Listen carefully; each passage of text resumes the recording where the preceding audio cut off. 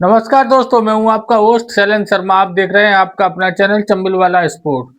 दोस्तों, बारिश से शुरुआत हुई थी इस श्रृंखला की T20 सीरीज की और बारिश पे ही आखिरकार समाप्त हुई। पहला मैच बरसात से धुला और लास्ट मैच भी, लेकिन एक चीज हमें बड़ा रही कि साहब शुभमन गिल, वाइस कैप्टन शुभमन गिल की किस्मत ने बड़ा धोखे दिए इस टूर्नामेंट में।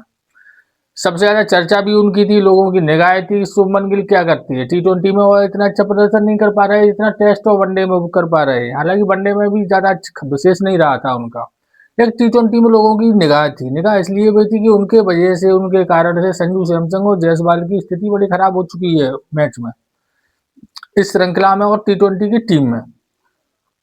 हालांकि लगभग प्रदर्शन उनका ठीक ठाक ही रहा, लेकिन जिस तरीके की उम्मीद थी, जिस तरीके के बल्लेबाज वो नहीं है। किस्मत ने उनको श्रृंखला में साथ, जब पहला मैच वो खेल रहे थे धुआंधार बल्लेबाजी कर रहे थे, फर्स्ट मैच था। फर्स्ट मैच में गिल ने साहब तो अब तोड़ 20 बॉलों में 37 रन बनाए, तो ऐसा लग रहा था गिल एक बड़े स्कोर की ओर बढ़ रहे हैं, और वो भी ऐसे वैसे नहीं, अच्छी खासी स्ट्राइक रेट से। फिर 3 मैच और उसमें पानी बरसता है, अब धुल जाता है, मैच ही नहीं होता। उसके बाद फिर 3 मैच होते हैं, 3 मैच में उनकी अच्छी पारियां नहीं आती हैं। एक पारी जैसे तैसे 46 रन की आती है, वो भी 39 गेंदों पर। तो लोग उनकी बड़ाई कम और आलोचना ज्यादा करती है। उन आलोचनाओं का असर यह होता है कि साहब 5वें मैच में वो सोच के आए थे कि इसमें करो या मरो वाला मैच है, क्योंकि इसके बाद जब T20 की श्रृंखला की घोषणा होगी तो उन पे शंका के बादल मंडराएंगे। इस मैच में वो आए और फिर उन्होंने फर्स्ट मैच की तरह ताबड़तोड़ बल्लेबाजी की, 16 गेंदों पर 29 रन ठोके। लेकिन एक बार फिर किस्मत ने उनका साथ नहीं दिया और फिर इस मैच में बरसात होती है। वो बरसात ऐसी होती है कि पूरा मैच ही धुल जाता है। यानी कि अपन कह सकते हैं श्रृंखला तो भारत जीता, लेकिन अब ओवरऑल सुमन गिल की बात की जाए तो यह जो पानी बरसात के वजह से 2 मैच धुले हैं, और उनका सबसे अधिक घाटा सुमन गिल को भी हुआ, तो वो भी गाना गा रहे होंगे किस्मत ने दिए धोखे। क्योंकि उन मैच से और किसी को अंतर नहीं पड़ा, भारत श्रृंखला भी जीत गई और किसी, लेकिन जिस लय में उन 2 मैचों में दिखाई दिए सुमन गिल, बाकी की जो 3 मैच पूर्ण रूप से खेले गए जिनमें निर्णय हुआ, उनमें सुमन गिल की उस तरीके की बल्लेबाजी नहीं हुई। अब ओवरऑल कुल मिला के अपन कह सकते हैं कि सुमन गिल की ठीक ठाक बल्लेबाजी रही। तेज वो खेले 2 मैचों में, जिनमें बरसात के मारे नहीं खेल पाए पूरी पारी। दूसरी दोस्तों, सबसे अधिक इस श्रृंखला पर निगाह थी अभिषेक शर्मा के ऊपर। हर जो क्रिकेट एक्सपर्ट, पूर्व खिलाड़ी, हर लोग एक बात चर्चा कर रहे थे और कह रहे थे कि भाई एशिया कप में बहुत अच्छी बल्लेबाजी की अभिषेक शर्मा ने। एशिया कप की पूर्वी श्रृंखला में उन्होंने अच्छी बल्लेबाजी की, आईपीएल में भी अच्छी बल्लेबाजी की। अच्छे के साथ साथ बहुत तेज बल्लेबाजी करती है वो। तो लोगों का यह सोचना था कि इनकी असली अग्नि परीक्षा ऑस्ट्रेलिया में होगी, क्योंकि ऑस्ट्रेलिया की पिचें ऐसी हैं कि उस पर हर बल्लेबाजी आसान नहीं होती किसी भी बल्लेबाज के लिए। और ऑस्ट्रेलियन बॉलर, कैसे भी बॉलर हो ऑस्ट्रेलिया में वो अच्छे ही होते हैं। लेकिन हर अग्नि परीक्षा को पार किया अभिषेक शर्मा ने। हर पिच, चाहे कौन सी पिच हो, चाहे वो गावा की पिच हो, चाहे वो कोई भी पिच हो, कुल मिला के 5 मैचों में उनको तो 5 मैचों में खेलने का मौका मिला ही है। जो 2 मैच बारिश से धुल गए उनमें भी, और 3 मैचों में उन्होंने कुल मिला के टॉप का प्रदर्शन किया।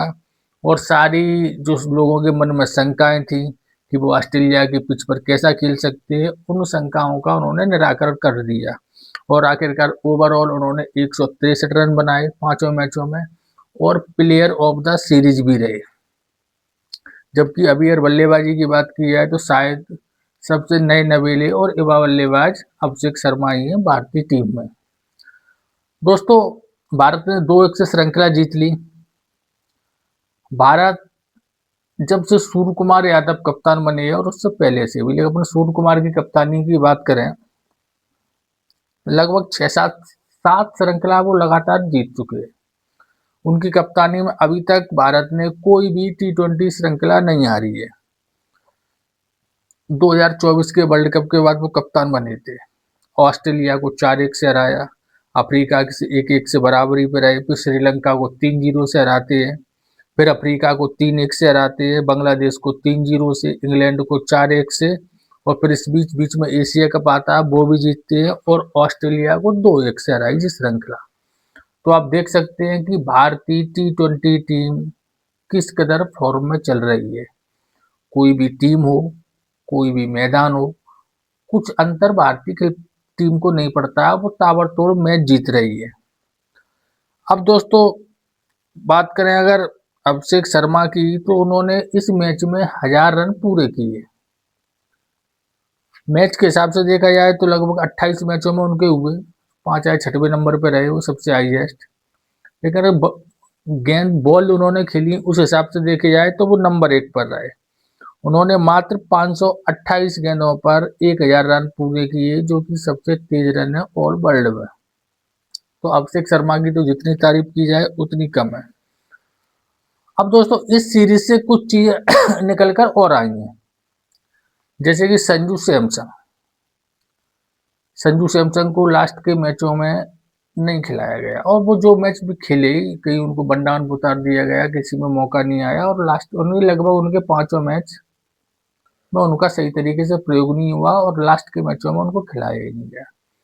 इससे एक बात निकल कर यह आई कि अब संजू सैमसन की वर्तमान T20 टीम में जगह नहीं बन रही है।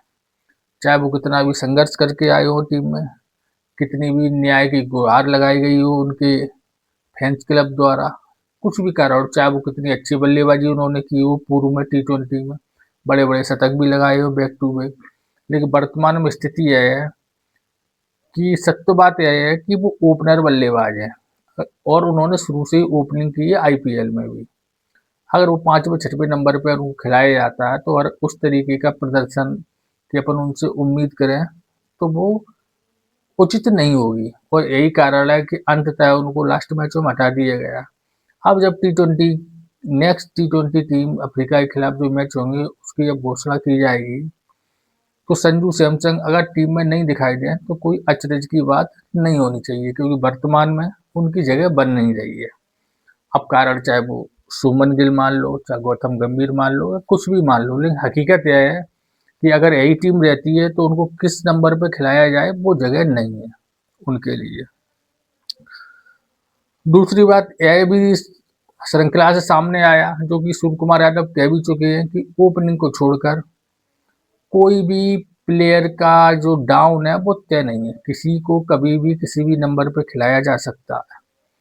यानी कि इतना लोगों के दिमागी रूप से खिलाड़ियों को यह बता दिया गया है कि आपको भाई किसी भी डाउन पर खेलने जा सकता है, और आपको उस पर खेलना पड़ेगा। तीसरी बात, एक महत्वपूर्ण बात और आई कि सोशल मीडिया का दबाव टीम के फैसलों पर पड़ता है। चाहे यह बात सूर्य कुमार यादव माने या ना माने, चाहे गौतम गंभीर माने या ना माने। पूर्व में भी जैसे गौतम गंभीर ने पूर्व में कहा था कि सोशल मीडिया से टीम को चयन नहीं होती, 11 खिलाड़ियों का चयन नहीं होता, फला फला फला, लेकिन हकीकत यह है कि उसका असर पड़ता है। पूर्व में अपन ने देखा होगा जब एशिया कप की ट्रॉफी शुरुआत हुई थी, तो मोहसिन नकवी साहब से सूर्य कुमार यादव ने हाथ मिलाया था। अब लोगों का कहना है कि वो एकदम से अचानक आ गए तो मिलाना पड़ा जे वो। उसके बाद जब उनकी सोशल मीडिया पे ये आलोचना हुई, उसके बाद उनकी हिम्मत नहीं पड़ी, इतना बड़ा विवाद हुआ, लेकिन हाथ किसी ने नहीं मिलाया। तो यह सोशल मीडिया की ताकत थी। हर्षित राणा, जो कि ऐसे लग रहे थे कि भाई वो टीम से कभी हटेंगे ही नहीं, वो ऑल फॉर्मेट प्लेयर बन चुके हैं, सबसे सीनियर प्लेयर बन चुके हैं, लेकिन अंततः हुआ क्या, वो सब सोशल मीडिया का दबाव था कि लास्ट के T20 के मैचों में उनको टीम में भी नहीं रखा गया, और जो अब टेस्ट की टीम घोषित हुई है उसमें हर्षित राणा का नाम नहीं है, उनकी जगह पर आकाशदीप है। तो यह सब चीज सोशल मीडिया का ही दबाव है, और यही कारण है कि यह चीजें निकलकर सामने आई। दोस्तों श्रृंखला में प्लेयर ऑफ द मैच स्वाभाविक अभिषेक शर्मा ही रहे, 163 रन बनाए उन्होंने 40 की औसत से, और दूसरे नंबर की बात की जाए तो 132 रन शुभमन गिल के भी है। उसका कारण है ये दोनों ओपनर है, उनको 5 मैच खेलने के लिए भी मिले हैं। ऑस्ट्रेलिया की तरफ से 89 रन हाईएस्ट है टिम डेविड के। बॉलरों में बात की जाए, एलिस के 9 विकेट है, बरोड़ के 5, राणा जी के 4 विकेट है। तो दोस्तों अच्छी श्रृंखला हुई। ऑस्ट्रेलिया को ऑस्ट्रेलिया में हराना हमेशा सुखदायक होता है, लोगों को इससे अधिक सुखी मिलती है, वो ऑस्ट्रेलिया में हराना एक टूर्नामेंट जीतने के समान ही है। हालांकि यह अपन कह सकते हैं कि ऑस्ट्रेलिया थोड़ी लापरवाही दिखाई दी इन मैचों में और उनके जो सीनियर खिलाड़ी है उनको हटा लिया गया, तो थोड़ी श्रृंखला फीकी दिखाई दी। ऑस्ट्रेलिया की टीम पहले इतनी मजबूत नहीं दिखाई दी, लेकिन यह ऑस्ट्रेलिया की हेडेक है। अपन तो खेलने गए और 2-1 से अपन ने श्रृंखला बड़े आराम से जीती। तो दोस्तों आज के वीडियो में बस इतना ही। वीडियो अच्छा लगे तो लाइक करें और चैनल को सब्सक्राइब अवश्य करें। धन्यवाद।